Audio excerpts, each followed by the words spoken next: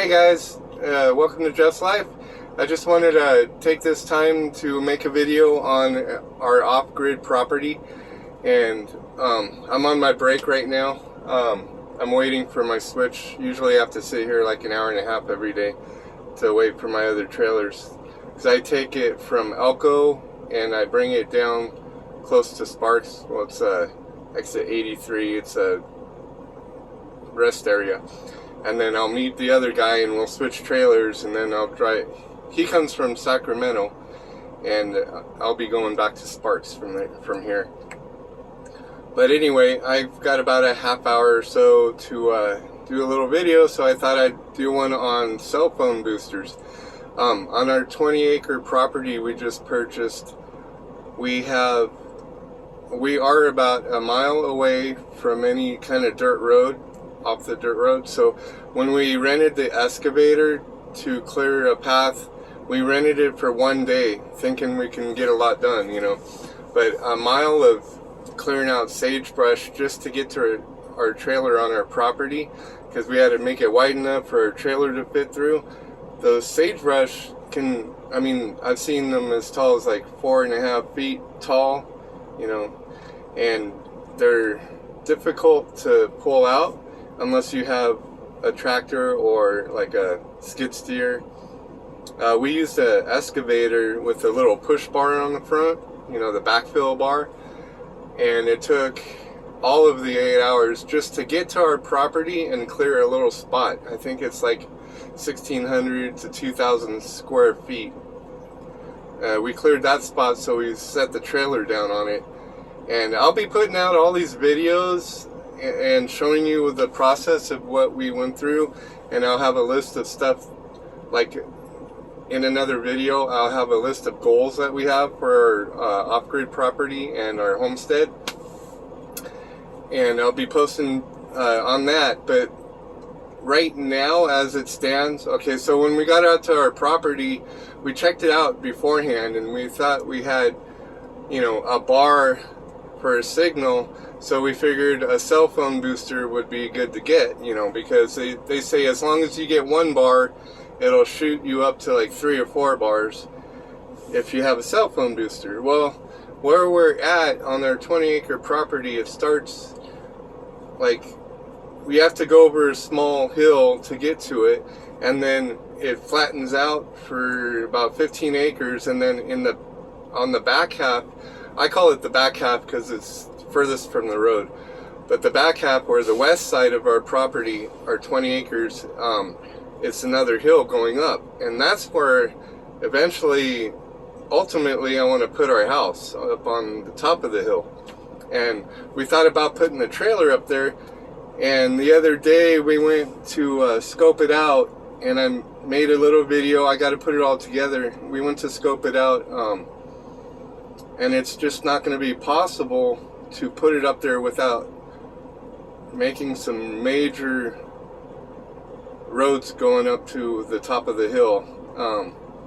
Plus in winter it's going to be hard to climb up that hill without sliding or getting stuck, because I don't know what it's like to have a full winter out here, but I wanted to sit where we're sitting to experience that before we move the trailer up there. Because if we have moved the trailer up there, which would be next to impossible right now, but if we got a skid steer, which we're not, but if we could, and we put the trailer up there, come winter, if it gets real bad snow, I might not be able to make it to work, because we just don't know the kind of snowfall they have out here. I know they get quite a bit, sometimes 4 to 5 inches on the average, and then some, you know, it depends on the year, of course, the weather patterns and stuff, but they could get feet up there. And on top of that hill, the climb, if you didn't have a real road put in or a real driveway to climb up that hill, you wouldn't make it. Even, I don't know, even with probably with a 4-wheel drive, but without making a real road, I wouldn't even be able to get the trailer up there. So right now we're running off of a real sketchy system. We thought it would be good because we looked it up, and you know, they say how well cell phone boosters do, but we ended up going through Amazon and buying a Jaycool, which come to find out, okay, so we bought the Jaycool, we got it put up, and the signal was like, it showed 3 bars and some internet, and we're all, oh great, you know, we're gonna have a great time out here, you know, we get internet and we get a cell boost, you know.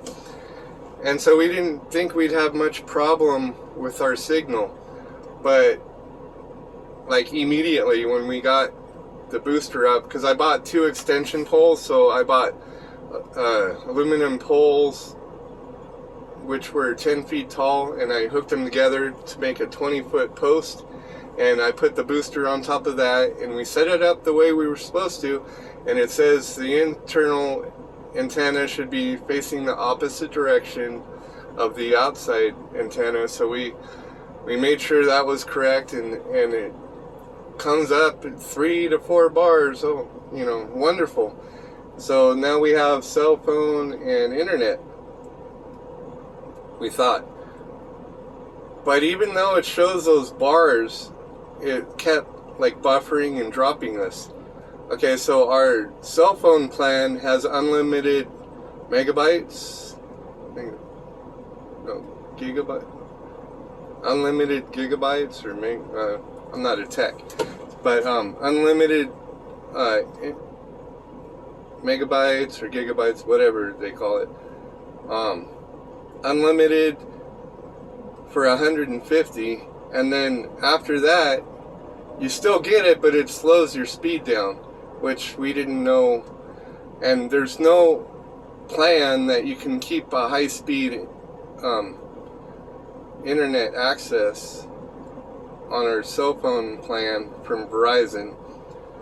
We have the best plan there is, and we pay enough money to have good service, and for the most part we do, but we live so far. Okay, we live 11 miles off any kind of paved road and a mile off of a dirt road, and we had to scrape the dirt road just to get to our property. So we're kind of like in a little valley, as I was saying before. Like there's a little hill, and then you get on our property and it flattens out, and then on the west side of our property it has another larger hill. Well, there's hills going all the way around, so we're kind of like set in a little valley area, which isn't good for a signal in the first place. That's why we were trying to move our trailer up to the hill, but after checking it out and investigating more, it's not going to be possible at this time. But eventually I do want to build a house up there permanently, and but right now as it stands, so we're running this whole thing off of one income. I'm driving trucks, so it's not bad, but with inflation it feels like I'm still working in the restaurants, because I don't have much money left in between after that. I can make all our major payments. We got, you know, a high truck payment, trailer payment, and we have our cell phone payment with it's called a MiFi, and it's supposed to give you better internet, which it does, but the booster doesn't do shit. The Jaycool, I'd suggest not to even try to buy it, because, well, first of all, they discontinued it, and we didn't learn that until a month after it was put out. A month after we bought it, they discontinued the brand or something, and now you can't even get parts for it. You can't call customer service or anything, so we're kind of out of luck on that. There's 2 other options that we had to get better service, which was, well, that we found after we figured out that we weren't going to be able to use the Jaycool to actually get great service, which was WeBoost. We've seen good reviews on the WeBoost, or Starlink. and I know I want to get Starlink regardless. Whether I want to try Starlink first and see how that goes, because Frugal Off Grid, if you ever seen his channel, he has Starlink, and he says it's pretty good. And for as far as we are out, I think it would serve our purpose to where I can download videos. And see, this is the whole problem I'm having, is being able to work on my videos and download them onto YouTube, because the last one I did on the last post was 3 minutes and 20 seconds long, and it took me 14 hours to download that to YouTube, or upload it to YouTube. So that's the whole reason behind my little spew or vlog today, is cell phone boosters and signals, and being able to post on YouTube. I want to go live, but I can't do that until we get like something like Starlink, and that's going to take me 3 to 4 weeks to save up the money to purchase the kit, which is I think $5.99, and then it's $110 or $135 a month, one of those two. So it's going to cost us about $730 to get the Starlink going to where I can do a live. Once I get 70 more subscribers, I can go live and show everybody what we're doing on our homestead in a live matter. Because we are going to be expanding it and taking videos on our progress as we go. So I'm really looking forward to doing that, but without Starlink I can't do that. So it's going to be about a month before I can get that. In the meantime, I do have other videos that I have recorded that I need to edit, because I loaded them onto my computer, my laptop, and I need to edit them and load them onto YouTube. But each video is going to take me about 14 hours. Even if there's like 3 minutes long, it's going to take me 14 hours to load a 3-minute video. Until after the 5th, where they speed up our internet, then it might take 4 to 5 hours per video. So that's my little dilemma right now, is uploading it within a certain amount of time. As it is now, I leave for work at 7 o'clock right now, and I don't get home till close to 7 at night. So I'm running like 12 hours a day. I have 2 hours to relax, eat dinner, and go to bed, and then when I get up I have about an hour and a half before I have to leave for work again. So that kind of takes up a lot of my time, and but when I get home I want to be editing my videos to be able to upload them. Right now we're strictly on a generator, so every time we turn the generator off we lose the signal for the booster, and that's another problem we have. So I need to also save up the money to get a solar generator so we can run it all night. So like possibly work on my videos after I get home and then run the solar generator to load them at night. That would be the ideal thing, but it's not going to be quick, I'm sure everybody is pretty much on a budget right now. I spend $250 on fuel between my truck and powering up the generator for the week, and I go through about 25 to 30 gallons for the generator, and it uses a little more when you're running the AC in the trailer. So you try to keep that down to a minimum, but you aren't going to sit in 100-degree heat without an AC. So you got to buy the fuel for it. So yeah, right now I'm spending about $250 a week on just the fuel, and trying to, I say skim by with $150 in groceries every week.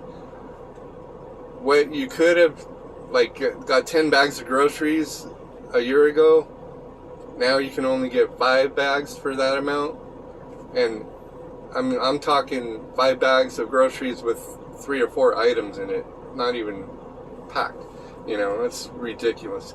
Anyway, that's besides the point. So my whole point of this video was the cell phone booster and trying to get something to where we can video live and have better upload speeds and all that. And I'm thinking the Starlink is going to be the best direction to go with it. So that's going to be my first goal. And I'm going to make another video on my list of goals for our homestead and off-grid property. And I'll be posting that video. I'll probably do it the same style I'm doing it right now. But I do have, like I said before, 3 to 4 videos that I have to edit and post. Like, one is the water and how we get our water out there, because we haul in our water and the system we use. Another video will be like after we cleared the spot for the trailer. We have a lot of dust, and after you take out sagebrush, it's real fluffy dirt. So it gets real, when it gets windy, it gets real like dust storms and dusty, and it blows in your trailer and it makes everything just a dusty mess. And so I'll be doing a video on what we did to cure that problem, or what we're doing in the process. We're still in the process. We did part 1 of it, and we took a video of like part 1 of it as a tester. And so I'll be posting a video on that, and I'll be posting videos on a shed that we're going to put up and the way I'm going to put it up. And I have some clips in a video that I'm going to post of the original shed, or canopy shed. It's like a big tarp type shed that we had. And when we first got to the property, we tried to put it up, but the wind took it away. We had 35-mile-an-hour gusts, and it took it away like a kite, and it threw it like 200 feet across the land and landed upside down on sagebrush and just poked holes all through the top of the tarp. So I'll be doing a video on trying to kind of repatch the top and actually creating a structure to use as a storage area.